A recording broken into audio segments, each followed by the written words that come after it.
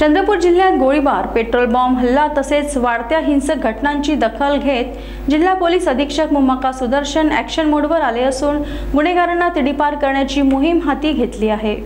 गुरुवारी एकाच दिवशी तब्बल 6 सराईत गुन्हेगारांना जिल्ह्यातून तडीपार केले आहे।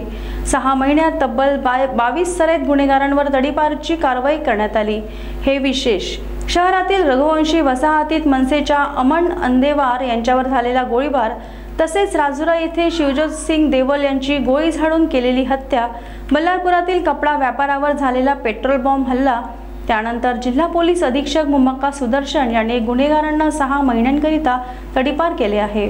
यामध्ये वतन लक्ष्मण ताटपेल्ली वय वर्ष 33 राहणार घुग्गुस, करण अर्जुन नाईक वय वर्ष 24 राहणार घुग्गुस, रोहन रणधीर कंजर वय वर्ष 26 राहणार जलनगर चंद्रपूर, नरेश रामबाग कंजर वय वर्ष 37 राहणार जलनगर चंद्रपूर, महेंद्र आनंदराव ढुमणे वय वर्ष 38 राहणार बापटनगर, मोहम्मद शोहेब अब्दुल हासम वय वर्ष 43 राहणार बिनबागेट चंद्रपूर या गुन्हेगारांना तडीपार करण्यात आले आहे।